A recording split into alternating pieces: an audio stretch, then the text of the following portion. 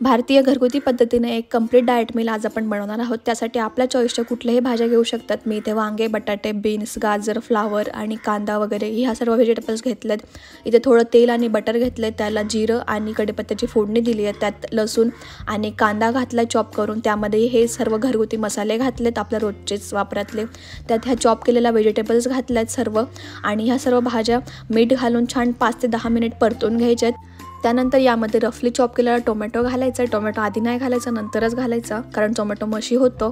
Tomato mix करून झाल्यानंतर यामध्ये आपण भाजी शिजण्यापुरतं थोडं गरम पाणी घालणार आहोत, कारण आपण खूप कमी तेल बटरचा यूज केला आहे। बटर घालणं ऑप्शनल आहे। त्यानंतर 80% ह्या भाज्या शिजवून घ्यायच्या। त्यानंतर त्यामध्ये आपण ग्रीन पीस घालणार आहोत आणि हिरवी मिरची घालणार आहोत आणि ही भाजी पूर्ण शिजवून घ्यायची आहे आणि त्यावर कोथिंबीरने गार्निश करायचं आहे आणि आपण ही भाजी फुलक्यासोबत किंवा चपातीसोबत एन्जॉय करू शकतो। अशा छान छान रेसिपीजसाठी आवर किचन स्टोरीला सबस्क्राइब नक्की करा। धन्यवाद।